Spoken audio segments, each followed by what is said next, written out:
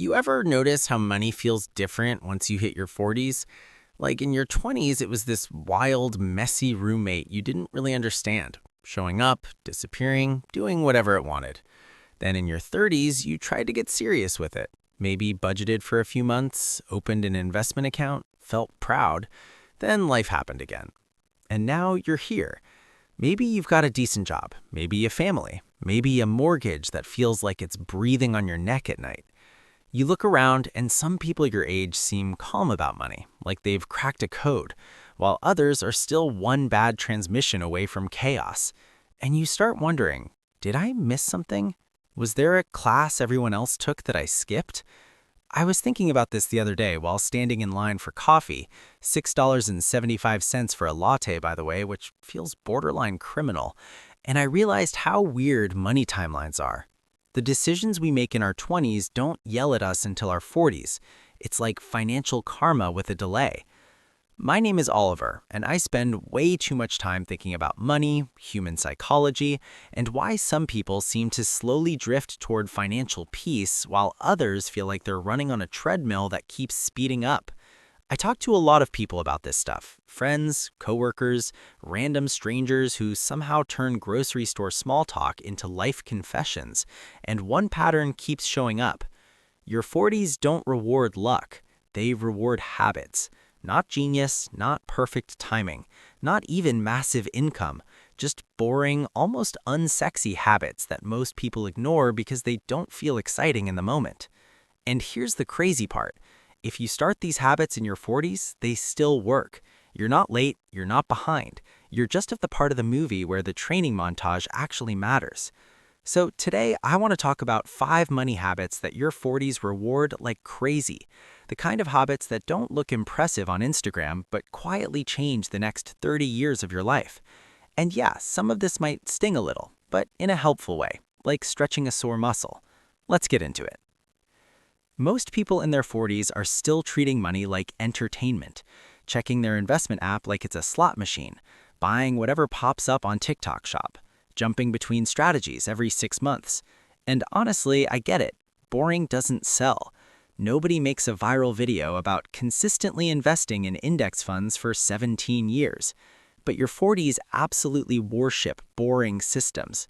Think of money like a garden. In your 20s, you're basically throwing seeds everywhere, hoping something grows. In your 30s, you start planting in rows.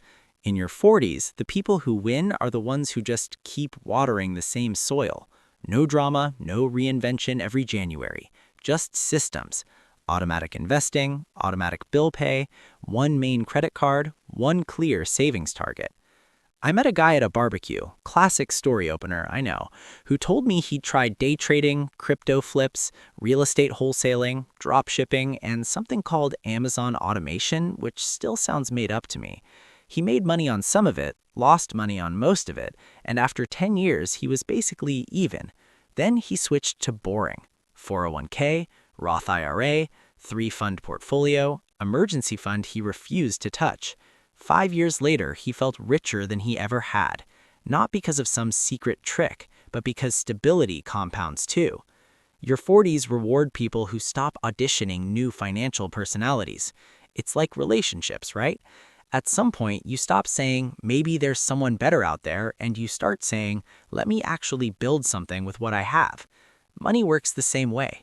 And yeah, boring doesn't give you dopamine hits, but it gives you something better. Sleep. Do you know how rare it is to go to bed not worried about money? That feeling is worth more than any hot stock tip. So the first habit is simple. Decide on a system and marry it. Stop dating strategies. Stop cheating with trends. Your 40s will pay you interest on that commitment. In your 20s, you buy things to impress other people. In your 30s, you buy things to convince yourself you're doing okay. In your 40s, you finally realize half of it was just noise. Your 40s reward people who stop spending money to look successful and start spending money to feel calm. There's this invisible competition adults play called Who's Doing Better Than Who? Bigger house, newer car, fancier vacation, kitchen that looks like a surgery room for vegetables, and it's exhausting. I had a neighbor, great guy, who upgraded his car every 3 years like clockwork. Always parked it where people could see it. He'd talk about horsepower like it was a personality trait. Then one night we were walking our dogs and he admitted he was terrified to check his credit card balance. The car wasn't transportation, it was armor. Your 40s expose that illusion because energy becomes more valuable than appearance. You start asking different questions. Does this purchase make my life easier or just louder? Am I buying this for me or for an imaginary audience? Will future me thank present me? Money in your 40s is less about flexing and more about breathing room. I switched from a flashy car to a reliable, slightly boring one and felt my shoulders drop 2 inches. Lower payment, cheaper insurance, less stress about parking lots. No one clocked, no one noticed, and that was the point. Your 40s reward invisible decisions. The couch no one compliments but you nap on peacefully. The paid-off phone you keep too long. The vacation that's simple instead of Instagram perfect. There's freedom in disappointing strangers. And look, I'm not saying never enjoy money. Please enjoy it. Just don't confuse enjoyment with performance. Habit 2 is learning to spend for energy, not applause, because applause fades, bills don't.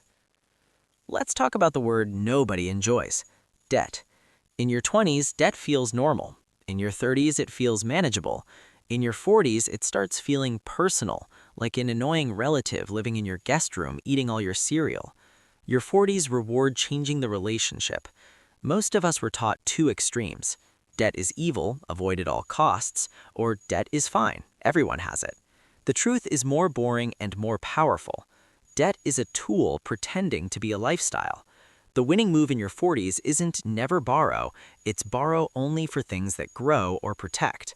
House? Maybe. Education? Sometimes. Credit cards for vibes? Absolutely not. I remember adding up my payments one year, car, cards, random financing plans, and realizing I was working like 10 days a month just to service the past version of me. 10 days. That's a third of my energy paying for old decisions. Your 40s reward clarity. People who win start doing 3 unsexy things. They stop adding new consumer debt. They attack the highest interest balance like it insulted their family, and they separate investment debt from I wanted it debt. And something wild happens. As debt shrinks, confidence grows. Not motivational poster confidence, real confidence. You start making career choices without panic. You can say no to bad jobs. You can survive surprises. Debt steals options. Your 40s are all about getting options back. So habit 3 is simple but not easy. Treat debt like a temporary visitor, not a roommate. If your 20s are about speed and your 30s about growth, your 40s are about direction. This is where investing stops being a side quest and becomes the main storyline. And here's the mindset shift. Your 40s reward patience more than brilliance. Everyone wants the investment that explodes next month, but wealth in your 40s comes from the opposite energy. Slow, boring, consistent, like a crock pot instead of a microwave. I used to check markets daily like I was supervising them personally. Red day, bad mood. Green day, I'm a genius. It was emotional whiplash with numbers. Then I met a woman, retired teacher, who'd invested the same amount every month for 20 years and barely knew what the market was doing. She just kept showing up. Her account looked like a mountain range. Your 40s reward that energy. Not prediction, participation. The habit isn't pick winners, it's refuse to stop. Index funds, retirement accounts, boring contributions on boring Tuesdays. You're not trying to beat the system, you're trying to join it. And yeah, it's not cinematic, but neither is brushing your teeth, and that still saves you. Here's something nobody tells you. You are going to change a lot in the next decade. Your knees will negotiate differently. Your priorities will soften. Excitement will start looking suspicious. Your 40s reward people who plan for that stranger. Most financial advice assumes you'll stay the same forever. Same ambition, same health, same tolerance for chaos. But life doesn't care about spreadsheets. So the 5th habit is thinking beyond today's personality. What if I want less stress at 50? What if I care more about time than titles? What if energy becomes the real currency? The winners in their 40s start building flexibility instead of just wealth. Bigger emergency funds, insurance that actually makes sense, careers that don't require hero mode daily. I started asking a weird question. Will 55-year-old Oliver be grateful for this? Not impressed, grateful. That question changes everything. So here's the big idea. Your 40s aren't a deadline, they're a multiplier. Everything you do now echoes louder than it did before. Boring systems get louder. Debt gets louder. Investing gets louder. Energy gets louder. And honestly, that's good news, because small changes finally matter in visible ways. You don't need to become a finance monk. You just need 5 habits pointed in the same direction. If you're sitting there thinking, I haven't done any of this, relax. Most people haven't. The fact that you're even thinking about it puts you ahead of the version of you that wasn't. Money is less about math than momentum. Start one habit this month. Automate one thing. Pay off one balance. Invest one consistent amount. Your 40s will take that seed and do the rest. And hey, thanks for hanging out with me today. I'm Oliver, still overthinking money so you don't have to, and I'll see you in the next one.